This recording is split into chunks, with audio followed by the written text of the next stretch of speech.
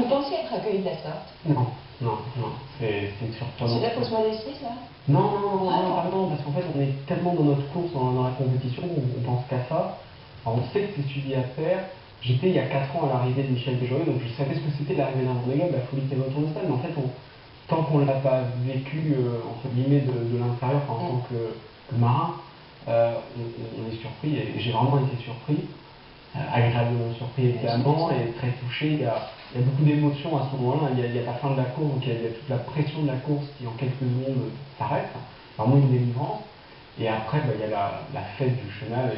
C'est l'apothéose. Ouais, c'est vrai que c'est extraordinaire. Quelles sont les félicitations qui vous ont le plus ému?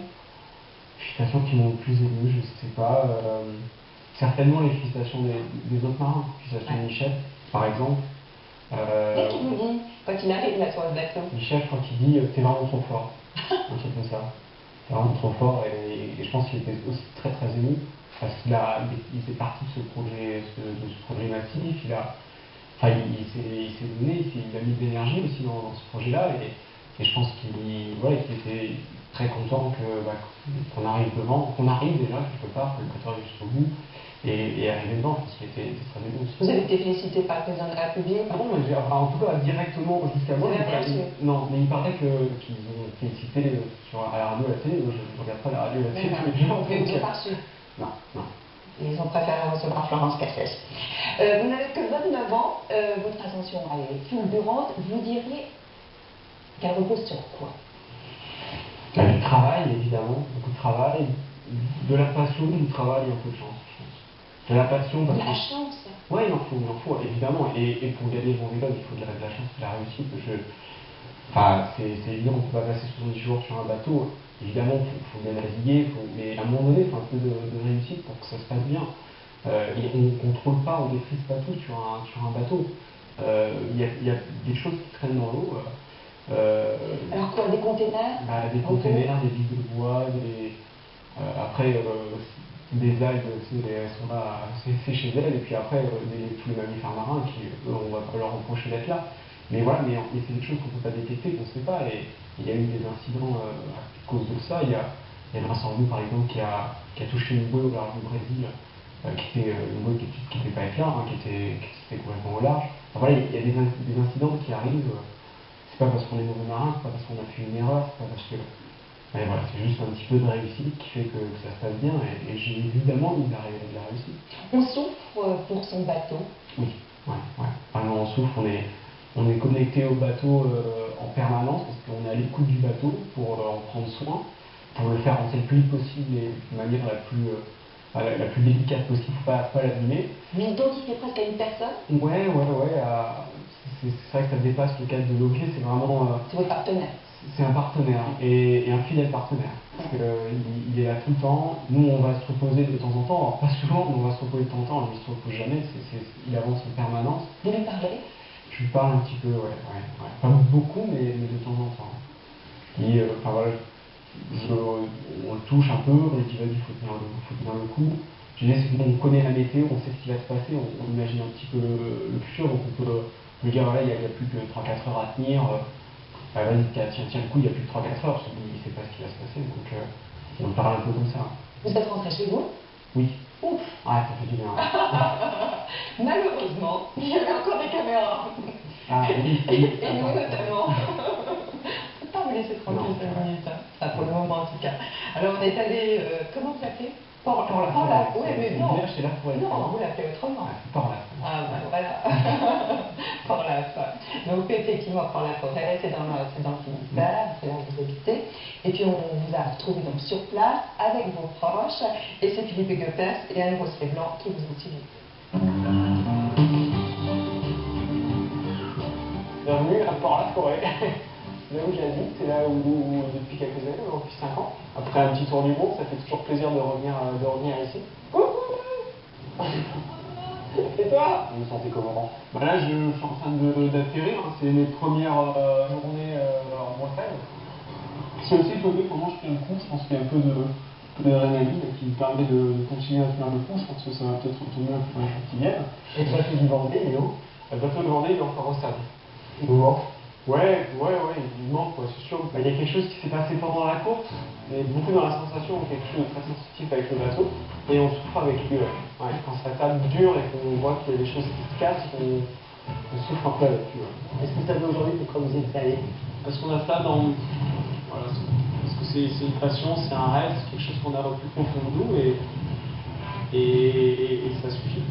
On va peut-être aller s'abriter, parce que même c'est pas étonnant, en tout cas, Ça vous rappelle des souvenirs? Ouais, c'est à peu près ça. C'est des grains qu'on a sur le Vendée, il fait beau, il pleut, on se fait tremper. C'est à peu près ça, ouais.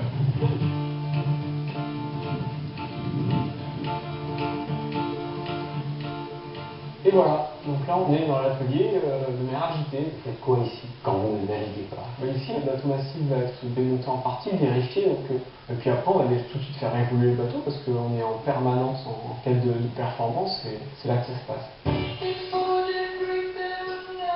Donc ça c'est un peu mon bazar. Ça fait les boîtes, on fait le tour du monde. Ça va, ça sent pas trop mauvais. C'était mon cadeau de Noël, c'est mes parents. Il y a des vêtements d'été, des vêtements d'hiver, comment ça se passe? Hiver, été quoi. Ça c'est simple, hein. On est au Okinawa, restaurant de l'alcool. C'est donc Anne Lecan, donc la femme de Jean, qui est encore en vie malheureusement aujourd'hui. On va mettre du sel, du poivre. Qu'est-ce qui vous rapproche? Bah, ça voilà, c'est notre petit monde, c'est notre. Moi je le vois passer, matin, il arrive en courant, ou en vélo, après il repart, il prend son kayak, après il part, il revient, je le vois monter sur son bateau, donc je le vois passer comme ça. Et un jour, il gagne encore des hommes. Vous n'avez pas été surpris? Non. J'avais peur pour lui au départ. Je lui ai dit, tu fais gaffe, il est fougueux, il est ardent. Il y va, c'est normal, il est jeune. Il est comment pour ça au quotidien? Il pense beaucoup à des autres personnes. Oui. Alors en France, je pense pas mal au bateau, ça je le sais bien. On me demande souvent des défauts, je pense aussi si j'ai un défaut, enfin j'en ai plein, mais s'il y en a bien un, et je me sens bien pour l'entourage, c'est qu'on ne peut pas préparer un Vendée Globe en pensant à tout le monde autour.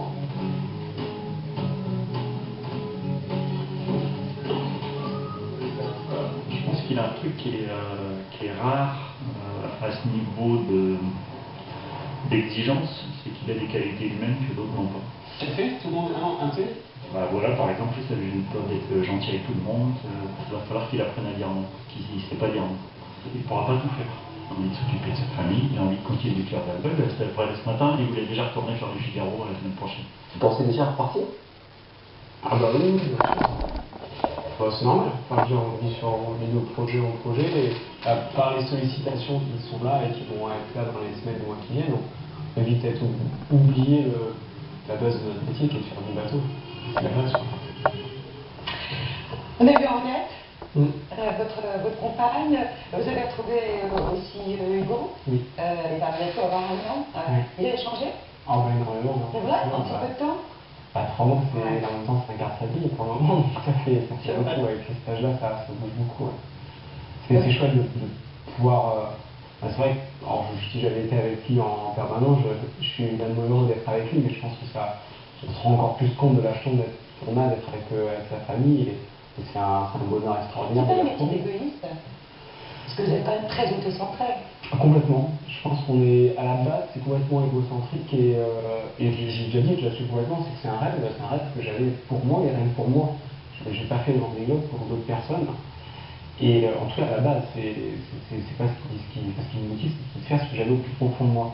Et ce dont je me suis rendu compte, c'est qu'en fait, en faisant ce que j'avais en moi, et ben, j'ai fait rêver plein d'autres personnes, j'ai fait vibrer plein d'autres personnes, pleurer, faire rigoler, etc. plein d'autres personnes. Mais pas nécessairement votre entourage et vos proches. Non, pas forcément, mais non, c'est sûr. Mais je pense qu'ils partagent quand même, partagent forcément ma passion d'une manière très forte, et ça fait partie de moi. Vous restez en contact tout du long, même Oui. au quotidien? Quotidiennement, pas forcément, mais oui, je reste en contact avec ma famille. Et est-ce qu'il y a des nouvelles que vous ne voulez pas connaître? Alors moi, j'avais demandé, c'est vrai que c'est une problématique, c'est qu'il y a un problème, hein, c'est ce qui peut arriver, parce que la vie continue à terre pendant qu'on est en mer. Donc j'avais demandé à être au courant, alors il fallait juste demander, c'est de gérer le timing, c'est-à-dire qu'il y avait une mauvaise nouvelle. Si moi, en même temps, j'étais dans une tempête, à un moment donné difficile, peut-être temporiser 24 ou 48 heures. Par contre, je voulais surtout pas être en décalage complet avec ce qui se passe à terre. qu'on me manque, entre guillemets, déjà, avec la difficulté des personnes à terre de rien dire pendant des semaines, parce que c'est difficile, et puis d'être en décalage du coup avec la terre, et puis arriver... Par exemple, un deuil de votre famille, vous préféreriez le connaître? Ouais, bien sûr. Non, on peut pas être en décalage. On est déjà suffisamment en décalage quand on est en mer. Je pense que là, du coup, on se retrouve en décalage complet avec la Terre. Et quand on arrive à terre, déjà que la transition est difficile, je pense qu'elle le sera encore plus. À votre retour, on a vu des slogans François épouse-moi. Vous avez vu ça? Oui. Des groupies. Ah, c'est impressionnant. Hein. Bon, c'est sûr qu'il y a pas mal de choses surprenantes, mais voilà, ça fait partie de la folie du Vendée Globe, parce qu'il y a une petite part de folie en nous d'aller faire cette course-là. Et dans la façon dont les personnes suivent cette course, c'est aussi un petit peu de folie. C'est vrai que lorsqu'on fait, comme vous, une performance exceptionnelle, un exploit même, le fait d'avoir un concurrent et ami tout près de vous, est-ce que ça stimule nécessairement? Ah, ça stimule évidemment, ouais. Donc vous me devez presque votre victoire.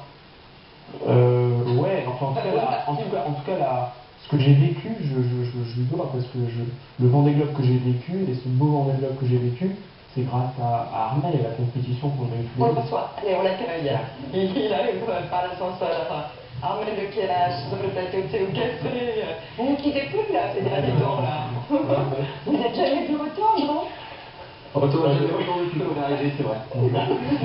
Alors que vous voyez pourtant, hein, parce que vous n'étiez pas loin, et c'est pas cette image qui est extraordinaire là. Quand on voit les deux bateaux qui sont quasiment bord à bord. Ah, c'était incroyable cette journée, effectivement. Depuis plusieurs jours, on n'était pas très loin, mais on ne se voyait pas. Et là, ce jour-là, on s'est filmé, on s'est même appelé à la VHF et on a discuté. Et voilà, c'est vrai que ça fait le tour après à terre, mais c'est vrai que pour nous, c'était marrant de voir un bateau en plein milieu du Pacifique. Ah, ben 3 heures d'écart sur une course donc, de 78 jours, on n'a pas la rage. Si, bien sûr, on a la rage. La déception, parce que moi, c'était mon deuxième Vendée Globe, j'avais déjà fait le deuxième en 2008, derrière Michel Desjoyeux, donc c'est sûr que j'étais venu pour faire mieux cette année.